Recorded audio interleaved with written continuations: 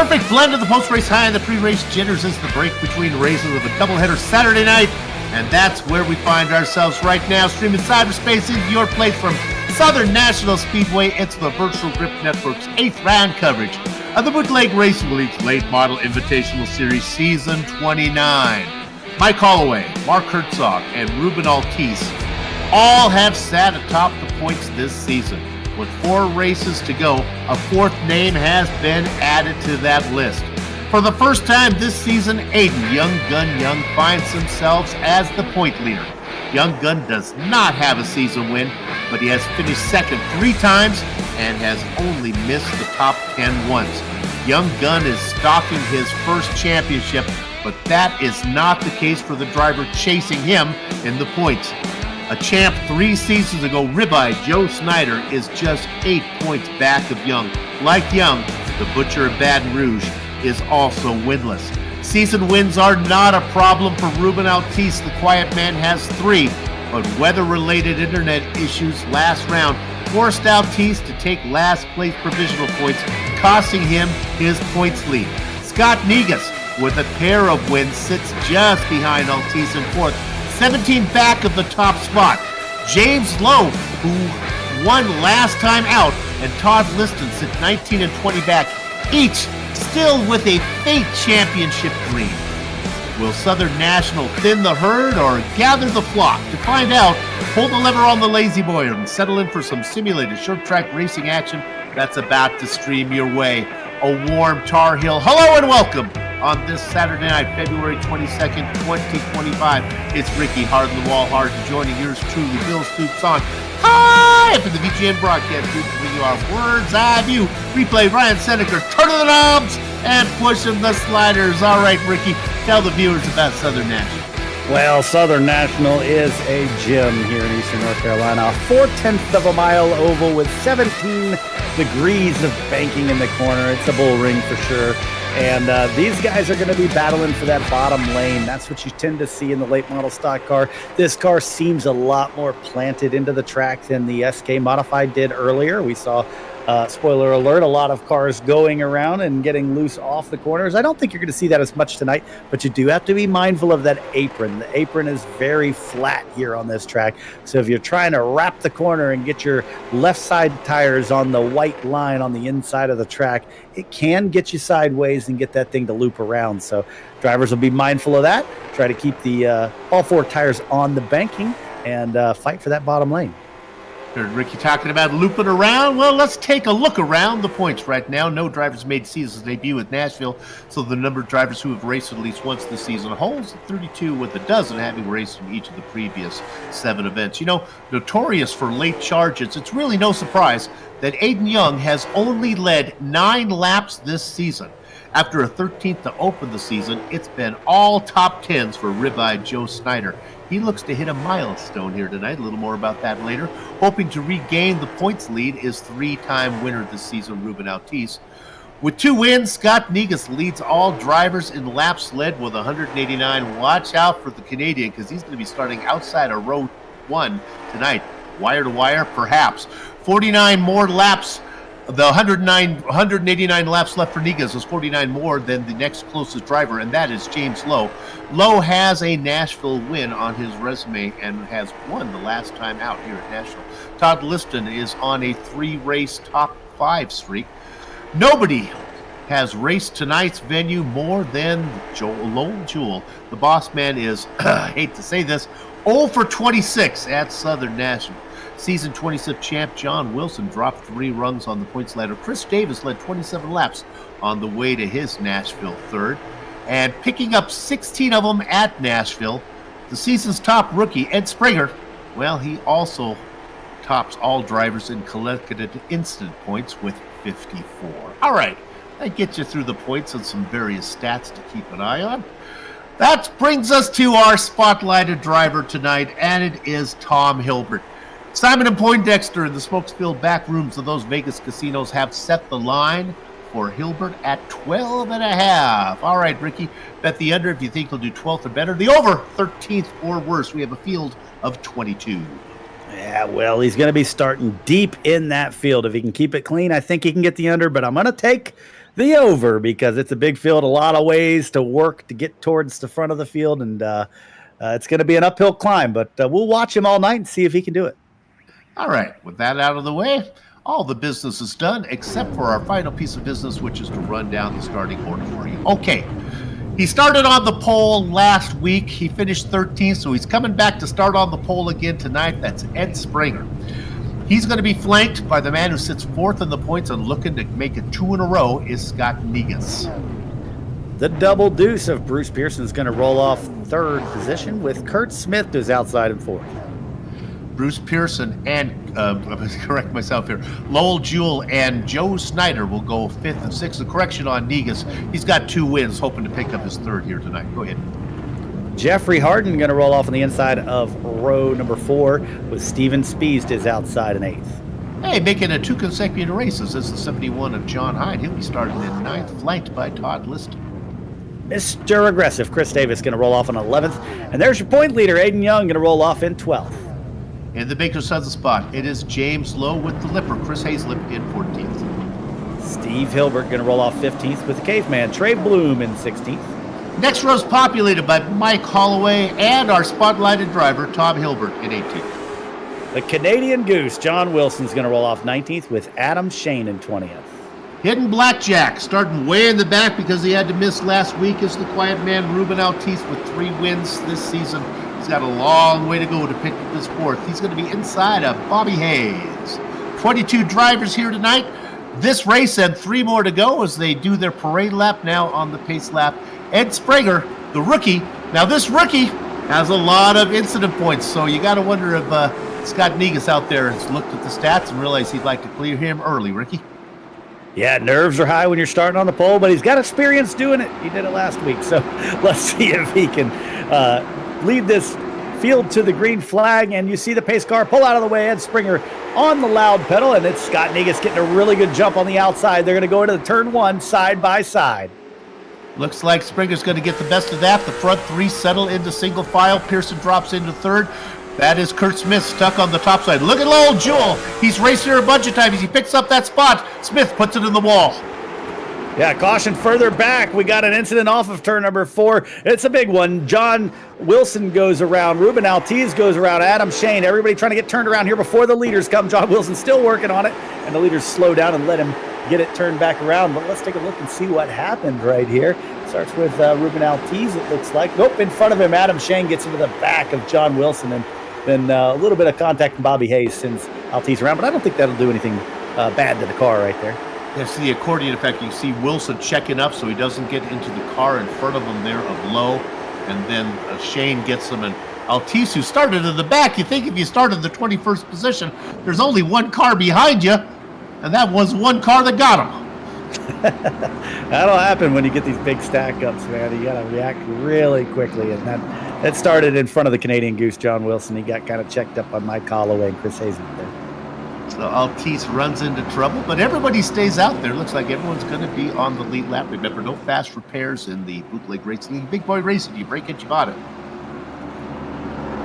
Any position change before the yellow came out? Well, Lowell Jewell did pick up a spot. Jeffrey Harden picked up 2 spots.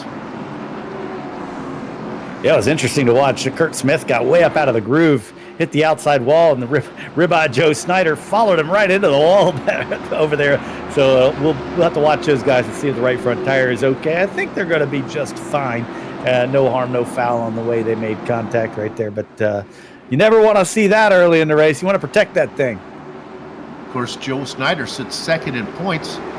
He's up a few spots on Aiden Young. Young toiling back in 14th. All right. They're doubling up. They're going to be going green on lap number 7. Yeah, nothing's changed on the front row either. We've got Ed Springer in control.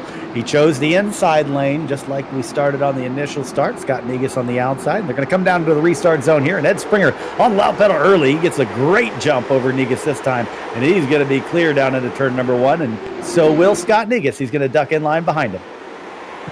We call Springer a rookie, but he's just a rookie here in the Bootleg Racing. He has plenty of experience racing in the late models on short tracks. Negus tucks into second. Where's our first double file back there? Well, it's the double nickel of Spees. He's on the inside of Kurt Smith. Poor Kurt Smith has been stuck on the outside a lot, and he continues to drop like a pigeon. Yeah, that outside lane not treating him well. He is really dropping. He gets almost up to the outside wall there coming off of turn number 4. And he's got Todd Liston in that newly red machine there on the bottom there. We heard him talk in his interview a few weeks ago. He wanted to get rid of the green off the car, and he has done so. But I don't know if it's turned his luck around yet. When I was a kid, nobody raced in a green car. It was considered bad luck, but that is gone. Oh, Snyder! Oh, man. He's saved, though. He does not go around. That was... Boy, they call him Mr. Aggressive. They could call him Mr. Polite. I'm talking about Chris Davis. He turned Snyder and then said, "Excuse me, let me straighten you out." That's exactly what he did. Very nice of Davis to straighten him back out. This could have been ugly, but it didn't stay ugly, so that was nice. Very polite. That was he read his etiquette book there. All this going on behind Ed Springer. You know, Springer has experience leading laps. He's got a handful of them now, and he's having his own way. You know, what I think Springer's going to do is get himself a little screen time. Tires be darned. I'm just going to race hard and see if I can open up, and he's certainly getting quite a gap there on Negus. I think Negus wise enough to know I don't need to follow that rookie around. He's going somewhere way too fast. Yeah, he definitely is, and I don't think he's managing the tires at all. But look at Lowell Jewell working on the back of the double deuce of Bruce Pearson. He looks to the inside here, going down to turn number 3. Bruce up the track just a little bit, and then almost gave him a look, but Lowell falls into line behind the double deuce right there. But, man, it's looking like it's going to be a battle soon. Well, when you're 0 for 26 in one track and you're racing in 4th position, maybe you race a little harder. I think I heard you say that. Of Bruce, the double deuce of Pearson now stuck outside the single deuce of Lowell Jewell. He's coming. I think he heard you talking about how he was over whenever he's over. So he is going to try to get that 3rd position. Here he is battling side by side with the double deuce, and he's got the advantage off of turn number 4, and they're lined up looking to push Bruce Pearson further back. Oh, that is Jeffrey Harden in the 36, gets a little loose, opens the door for John Hine to get underneath him. Don't get stuck on the top side. Pearson now has the opportunity to duck down inside of Hine, and he does. Yeah, I think with Jeffrey Harden getting a little out of shape there off of turn number 2, that allowed Bruce Pearson to just back off and let Lowell have it, get down in line. And now the battle is back here for that 5th position. Jeffrey Harden on the outside and John Hine on the inside. But they about made contact right there. John Hine really slid it in. Oh no, Jeffrey Harden gets really loose off of turn number 2. Hits the outside wall. He saves it, but then he bounces off of Todd Liston down here in 3 and 4. He's way up the track, and he's going to be passed by James Lowe right here. And that's going to drop him from 5th all the way back to the 9th position. And he's still losing spots, but we got a battle for the lead. Ed Springer's giant lead has disappeared, and here's Scott Negus. The bloom is off the Springer Rose as he was running hard, and then Negus says, okay, that's enough of that.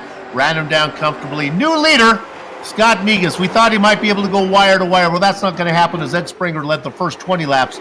Let's see if Negus goes the last 80, having it his own way. After that issue that Jeffrey Harden had a couple laps ago, the damage is severe enough that he has to come to pit road and address that damage with his crew. So that's unfortunate for him, man. He was running up near the front and then fell all the way back, but I think he has some potential suspension damage from that contact. Looking at John Hine getting underneath Bruce Pearson. Hine looking to pick up another spot. He is coming. Yeah, and Hine's been working his way through the field. He's already up 4 spots, looking to make it 5. You know who else is up 5 spots is that Carolina Blue Machine, just a couple spots behind him. James Lowe in the 99. He's right on the back of this group, and he's one of the biggest movers of the race, up 5 spots in 8th. Boy, the battle continues. John was not able to put Bruce away. Finally, Bruce drifts a little bit higher. Maybe Hine scared him. He got a little bit of the wall. He's going to lose that spot. Now it's the double deuce against the double nickel. Spees coming. Spees is up 2 spots, looking to make it 3 if he can get this done. Todd Liston watching on. And there's the car, the light blue, the petty blue number 99 there of James Lowe that Ricky was talking about, sitting back there watching the whole show. Yeah, and these guys still battling side by side. I was watching a little bit in practice, and this is about the point of the run where guys started to get a little tail happy. Sometimes you can overheat the right rear tire.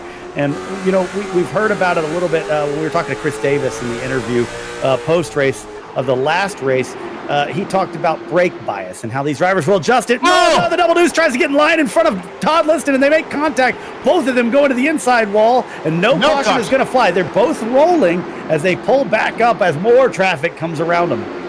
Well, I tell you, these guys are really good at crashing and keeping the car going straight. That's the second one we've seen where they get together, and no yellow flag comes out as they keep it pointed in the right direction. It almost looked like Double Deuce was trying to get down in the line, and there was not a hole there. Todd Liston was already in there. Man, Todd really hard in that wall. It kind of it is shaped oddly as there's a jersey barrier that's kind of blocking the infield right there, and it's at a strange angle. That's going to do a lot of damage, that 87 car. Want to talk about a few things.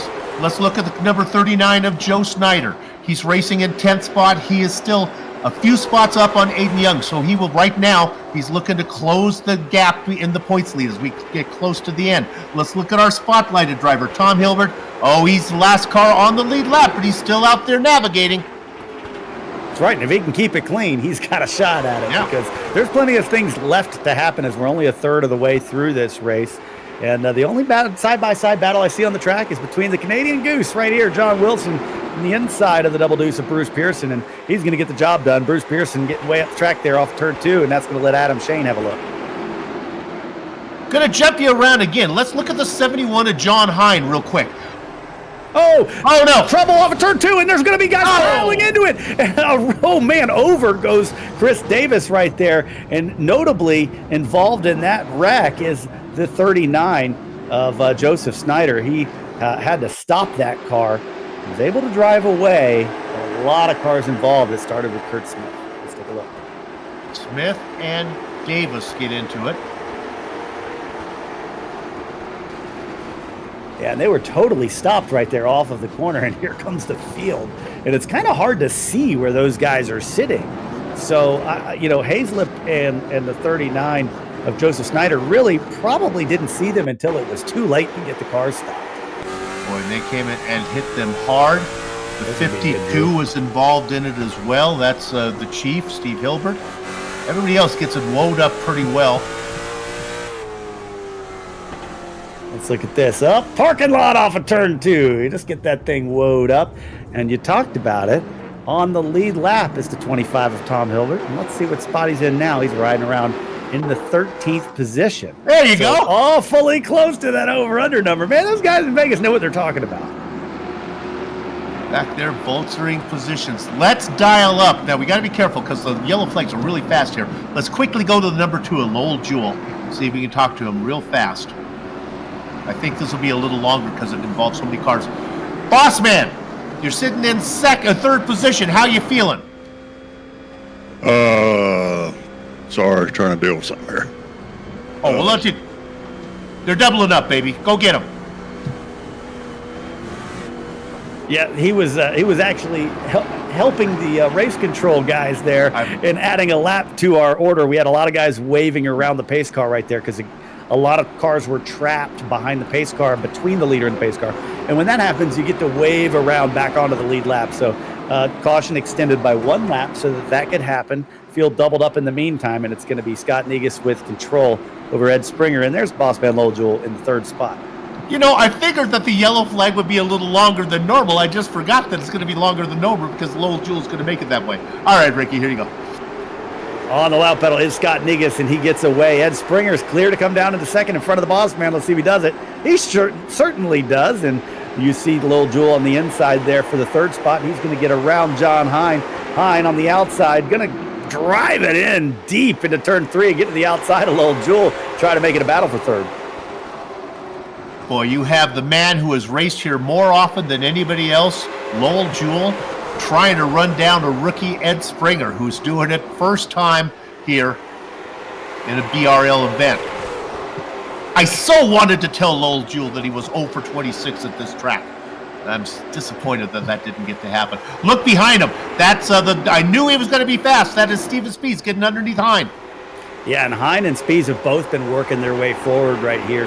Hines up actually more spots than Spees, but Hines got a roadblock in front of him now because the number 2 there of Lowell Jewell is going to be booted to the outside lane as the 55 looks to his inside, but actually good drive off for Lowell Jewell. He's going to clear the double nickel of Steven Spees, and Hines going to lose a spot to James Lowe.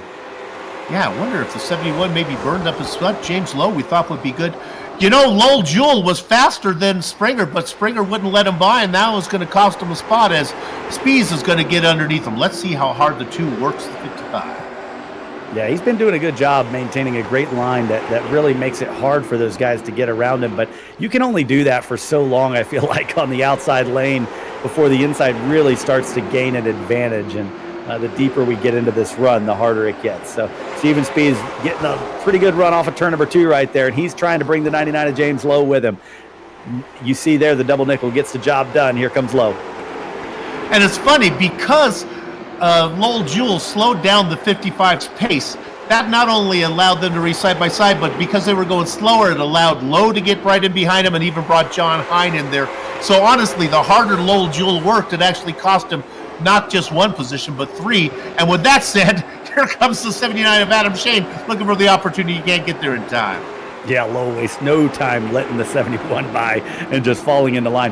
And I wanted to say, a few laps earlier, John Hine just backed out of that because of what you're talking about. He didn't want to burn up his stuff racing on the outside and then lose a bunch of ground and have guys lined up to his inside. Instead, he just backed off and got behind this group of cars and kind of let him have it. And I think that was a smart move by John. He's not quite able to keep the pace with James Lowe right now, but I think Lowe is one of the fastest cars on the track. We were looking at 3 wide there for a minute, and it involved Joe Snyder, who just said not right now. Aiden Young. Yes. Well, look at Aiden Young back here in this mess. They're all trapped behind Steve Hilbert right here.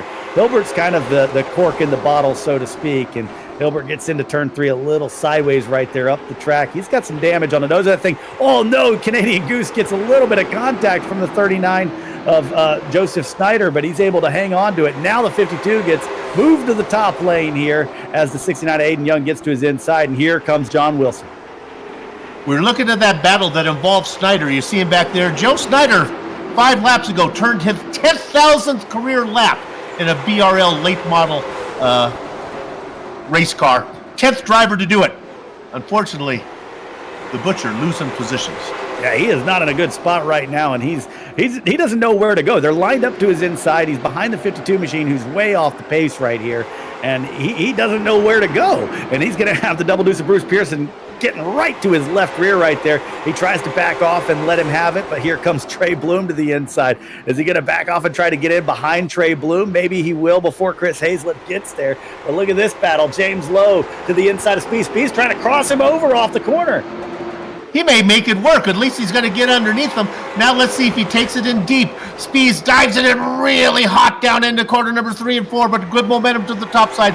Lowe's going to hang on to 3rd position. So move Lowe up 1 spot, Speeds back 1 spot. How about a tip of the hat to Ed Springer? We're 57 laps in. I thought he was cooking his tires. Maybe he has. He still has 33 more laps to go to get to the end, but nevertheless, nice job from him. 43 more laps to go. A little bit further on those tires. Right. But yeah, Ed Springer doing a really good job hanging on up there. I do think that he's going to start falling off here as you see him go way up the track right here. And it's going to give James Lowe a look to the inside. James not able to get there, but this is the battle for the 2nd position. Now James Lowe gets the run on Springer, and he's going to try to take the battle to the 2nd spot and chase down Scott Negus. I'll tell you right now, the biggest fan of Ed Springer is Scott Negus. It's hard to say how hard Scott is working out there. Scott is usually very fast. I think if he wanted to, he could even open up more of a gap right now. James Lowe is also maybe Lowe gets really loose. Like how hard Springer's making him work. Yeah, and I was going to say earlier before another incident happened that this is about the point of the run in practice that I saw guys start to really struggle with grip on corner exit.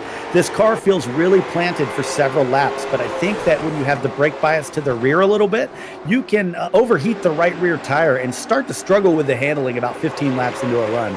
And that's about how far we've gone on this green flag run right here. So look for guys to start struggling a little bit with the handling if they don't have the balance right on the brakes. Want to talk about a driver who's positioned himself, car number 69, Aiden Young, he's done what he's done. Started in 12th, sitting in 8th, has not really burned up a lot of stuff. What he's looking for right now is a yellow. If a yellow were to come in, then he gets in within shouting distance of Negas, and then he can get to work here. He needs that yellow to come in the next probably 10 laps or so he has time to get some work done before the race ends. But keep an eye on him. Point leader doing real. Oh, up in front. This is Spees taking a look underneath Springer. Yeah, Springer really tried as hard as he could to hold off low, wasn't able to do it, but now he's going to try to do the same thing with Spees, and he gets a great run off of turn number 2. He kind of held Spees way down to the inside there off of turn number 2, and it gives him a great run, and he's able to hold on to the 3rd spot. Spees and Springer may both be in the same situation. Springer may have burned up his stuff early on trying to open up a gap, and Spees using up all of his stuff, working his way through the field, picking up those 4 spots at the front from 8th to 4th. Yeah, there comes Adam Shane to the inside of John Hine, and Hine gets a big piece of the wall off of turn number 2 right there. That might hurt that car. He has lost the handle on it and started to lose positions. Back to the 6th position goes Hine. You talk about Hine and Lowell Jewell right behind him. It wasn't long ago that Aiden Young was so far back of those guys. He is really turning laps right now. He's coming. I think he's going to make quick work of both Hine and Lowell Jewell. Oh, man, look at this onboard with Steven Spees. He's been looking at the back end of Springer for a long time, and it really looks clear to me from this view that he is faster than that 16 car. He's just having a hard time getting to the inside and mounting a run. But right here, look at this. Springer way up the track. That's going to give the 55 machine a good run. Not enough to get to the inside, though.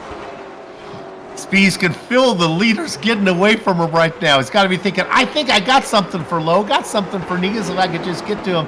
If I can get around this nemesis that is Ed Springer. Springer doing a good job. Get that 16 in there, buddy, Ed. Make them work.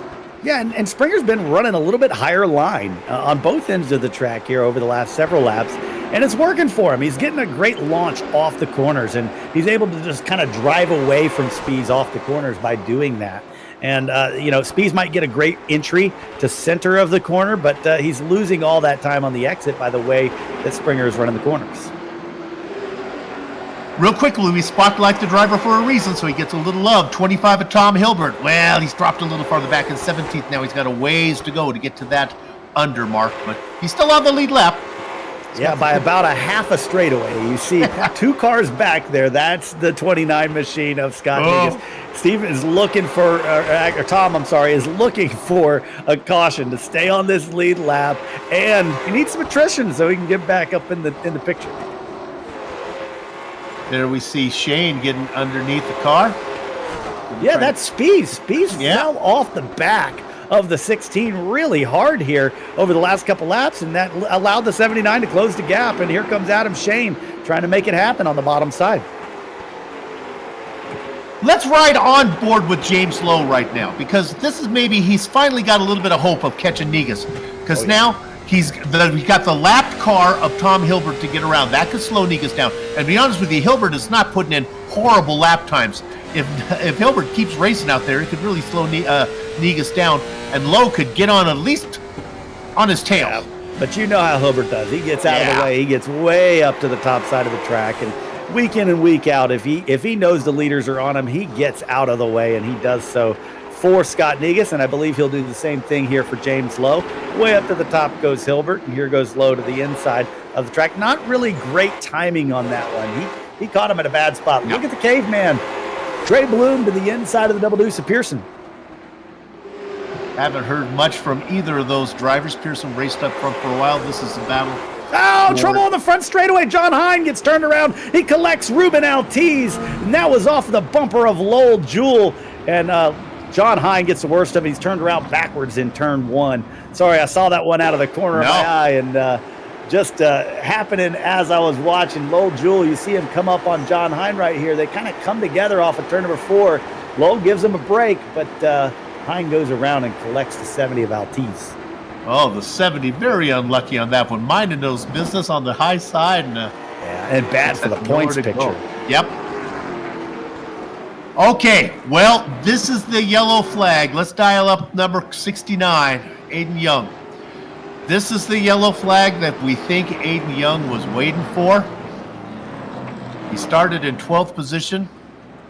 Now worked his way up to 6. Aiden, we think this is the yellow flag you were waiting for. Kinda, not kinda. Kinda, not kinda. You're going to be on the outside. Can you make that line work? I know if anyone can make the outside work, it's you. Actually, this car is really driving really good for being 82 laps into this thing, so we'll see what she does. Okay, good luck to you. We'll keep an eye on you. Thank you. Sounded like he thought he might have the pace to run him down there. Oh, absolutely. He was definitely looking for this caution flag to fly. I do believe as Kurt Smith gets back on the lead lap right here. But the one guy that really didn't want to see this caution was Scott Negus. And that's because Scott, he may not have had the pace to win. James Lowe was catching him, but he knew he was not going to fall outside of the top 2. The caution flag has just come back out to delay our restart right here as we try to figure out the lineup right here. Negus got to be happy about the less green flag laps he has to hold James Lowe back. I think Lowe might be it's hard to say because maybe Negus wasn't racing as hard as he needed to. And what's going on? I don't know what's going on with the order here.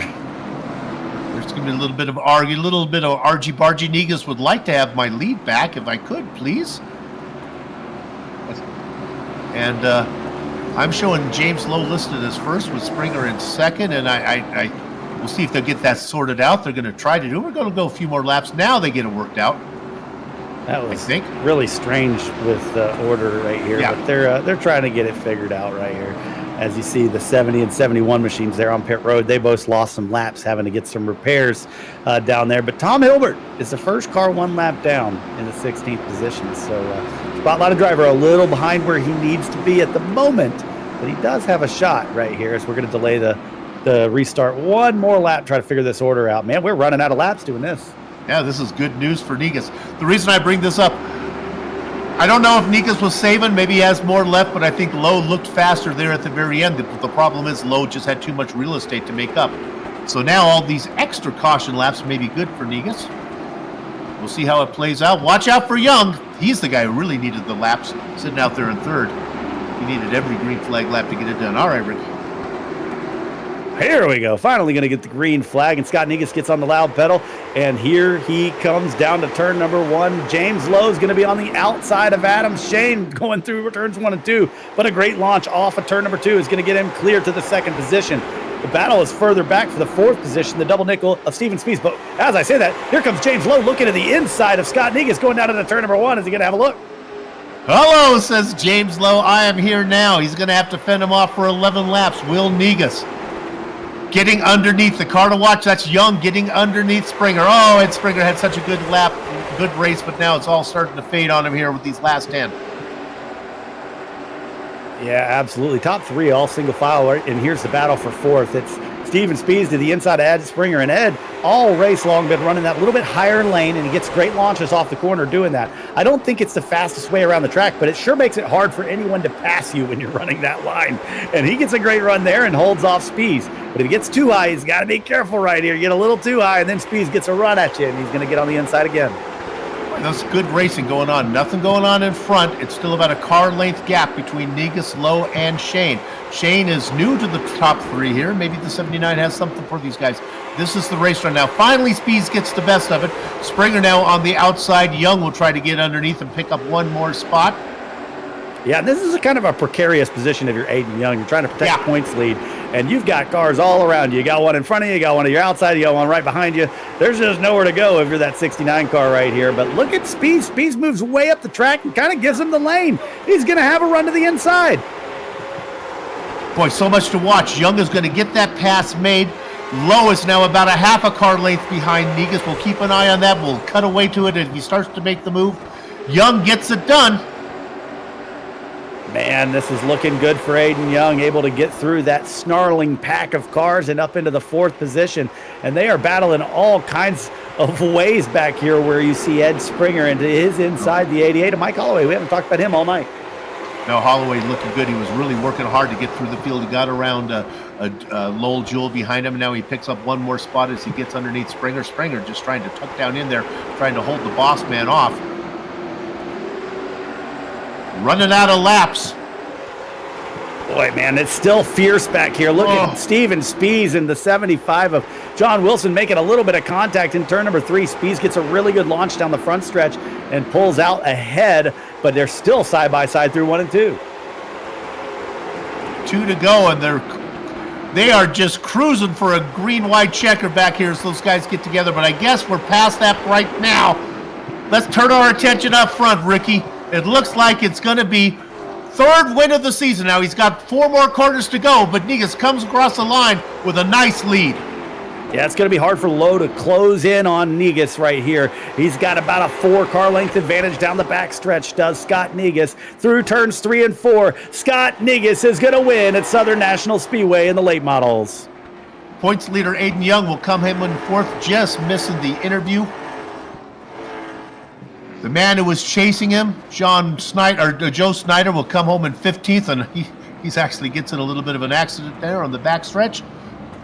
Salt in the wound. And our spotlighted driver, Tom Hilbert, first car, 1 lap down in 16th. Look for Chris Hazlip to be starting on the pole for the next round as he came over the Baker's dozen spot. All right, the competition is over, but our broadcast is not. We'll take a short break, come back, run down the entire finishing order, talk to some of the drivers before we put a lock on the gate. You're watching the Virtual Grip Network.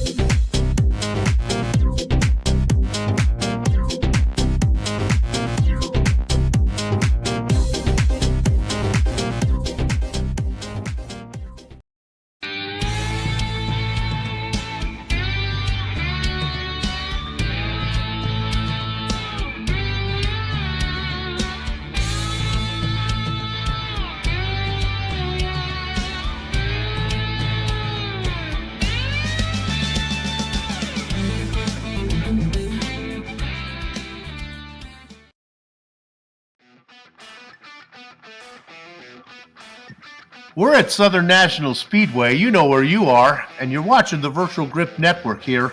Our round 8 coverage of the Bootleg Racing League Late Model Invitational Series Season 29. A good example for the commentator to look at the script before he starts talking. Well, let's go ahead and run down the finishing order for you here tonight. 22 drivers took the grid. Let's give you the top 10. Scott Negus started outside of row 1. We thought he might go wire to wire, but it took him 20 laps to get to the front. once he got there. 22 laps to get to the front. Once he got there, let me correct myself. It took him 20 laps to get to the front, and he was out in front the whole time, except when iRacing tried to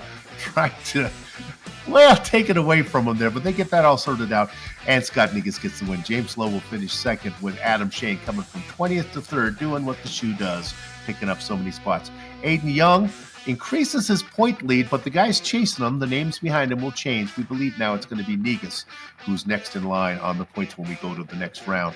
John Wilson and Mike Holloway are next. Steven Speeds put on a nice show. He'll take home a 7th position trophy. Lowell Jewell, 0 for 27 now at Southern National. Next time, Lowell. Ed Springer started on the pole, raced up front for 20 laps, and at the very end, he'll settle for 9th with the Caveman Trey Blue, rounding out your top 10. I don't think Speeds is getting a trophy for 7th. We don't hand out participation trophies here. Todd Liston's going to bring it home at 11th, and that's pretty decent considering he was into the inside wall pretty hard midway through this race. So good comeback for him to get into the 11th spot. Bruce Pearson, Double Deuce, finishes 12th with Chris Hazlip in the Baker's Dozen spot. It'll be fun to see him on the pole next week. Kurt Smith finishes 14th. Off the lead lap is Joseph Snyder in 15th. He had a little bit of a spin on the final lap there, losing a position and losing a couple positions in the points as a result.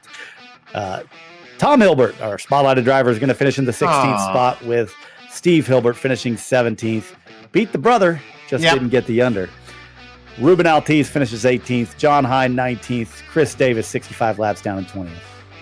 And then Bobby Hayes and Jeffrey Harden, well, it wasn't their night. 67 and 75 laps behind the leader. Let's dial up that leader. Car number 29, Scott Negus.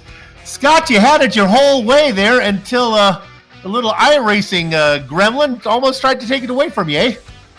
Yeah, I'm very thankful the guys let me have that because I don't know what was going on there.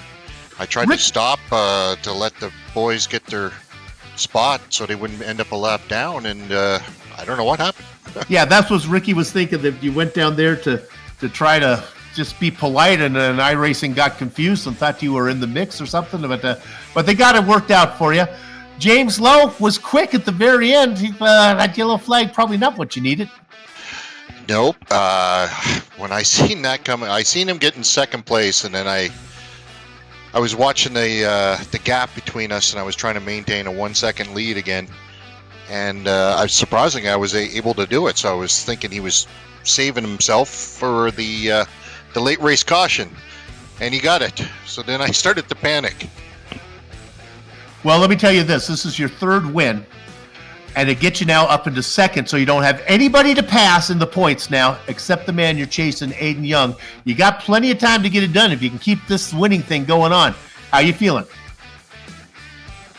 Honestly, I'm just trying my hardest. Luck is falling my way for some reason this year. I don't know what's happening. It feels good. All right. Well, good job. We'll keep an eye on you. We'll see you down the road. The Scotia Canadian driver, Scott Negus, getting his 3rd win of the season. Good job. Ricky, who you got? Well, it's James Lowe again. I get to talk to him again. He finished 2nd for 2 races in a row right here. Oh, spoiler alert. I didn't get to put up the banner. James Lowe finishes in the 2nd spot. Man, coming off the win last week. It's got to feel good to be on the podium again. Yeah, it was a good run. Cars were a handful tonight, so it was wasn't sure exactly when to start going or anything like that, so I just kind of went and hoped for the best, and it seemed to work out. Well, I'll tell you what, you're up to 3rd in points in the late model series, 17 points back of Aiden Young, who's leading this thing. How you feeling with 3 races to go? We're going to need some help, but you never know what's going to happen here the next few weeks. Even with me, I might get into some trouble there next few races. Who knows? But we'll just keep on doing what we've been doing, try to get to the front, and see what happens. Another good run for James Lowe. Good to see him back in the top 3 yet again. We'll send it down to Soup and see who he's got in the 3rd spot. Oh, we don't have a 3rd spot. Look at that. Do not have Adam Shane tonight as he went 20th to 3rd. I'm going to do a little math on the shoe this week, and I'm going to predict that he has better results when he starts outside of the top 10 and when he starts inside of the top 10. It just seems that way for him. Well, with that out of the way, when are we going to do this again? This series will be back, of course, every Saturday night. We'll be at Oswego Speedway, and that's going to be after the late model event, or the SK Modifieds that happens a little bit earlier. But before then, Sunday night, when is that? That's tomorrow night. The OBRL, the Cup Series, they'll be going just like the real world guys. They'll be going to Atlanta for a round 2 event. You don't want to miss that one. Cup cars at Atlanta. That's always a good combination. Those races, past races, future races, all a production of Virtual Grip Network. With that said, until next time, have fun storming the castle.